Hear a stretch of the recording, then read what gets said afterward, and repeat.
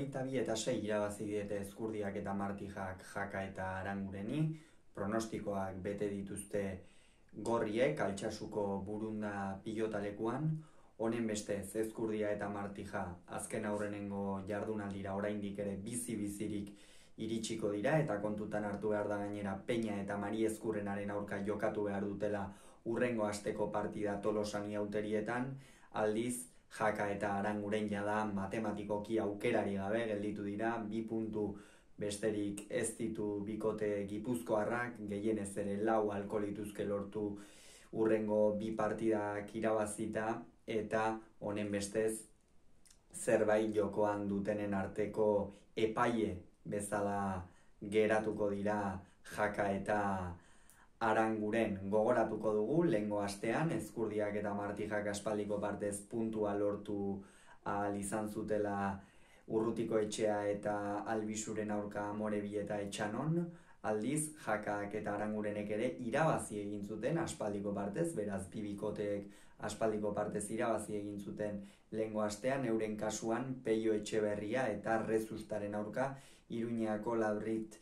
pilotalekuan.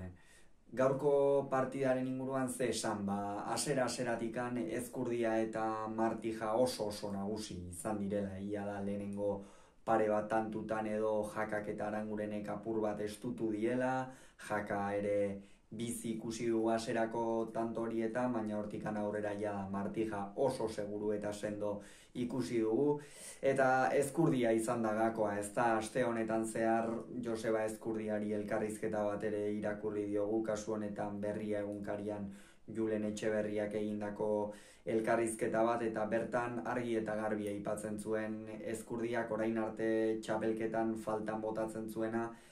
3-4 tanto egiten zizkietenean ezin zutela, ez? Hori jarraitu eta hortikan partidatikan irteten zirela. Gaurko kasuan justu alderantziz izan da Jaka eta Arangureni gertatu zaie hori, txapelketa osoan zehar ere gertatu zaien bezala, eta gaurkoan ere ezin izan dira 22 iritsi Jaka eta Aranguren. Joseba Ezkurdiak egin duen partida ikeragarria izan da, hasiera-hasieratikan berak hartu du jokoaren ekimena, bazekien zer egin behar zuen, aurrean jokoa oso bizi eraman du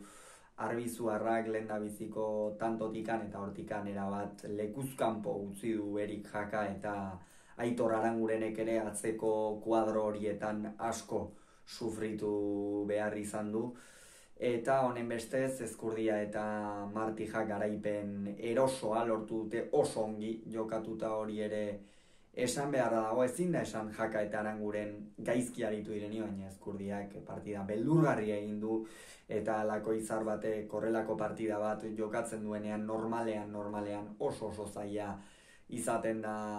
aurre egitea, eta hori gertatu zaie gaurkoan Jaka eta Arangureni Altsasun. Honen bestez esan bezala Jaka eta Aranguren matematikoki kanpoan geratu dira, txapelketaz kanpo 2 jardunaldiren faltan, aldiz Ezkurdia eta Martija bizi-bizirik iritsi dira urrengo jardunaldira, noski urrengo biak ere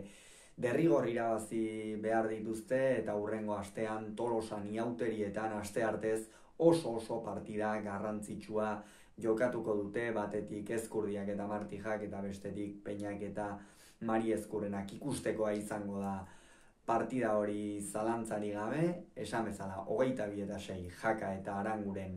txapelketatik kanpo, Ezkurdia eta Martija bizi-bizirik eta inoiz baino biziago.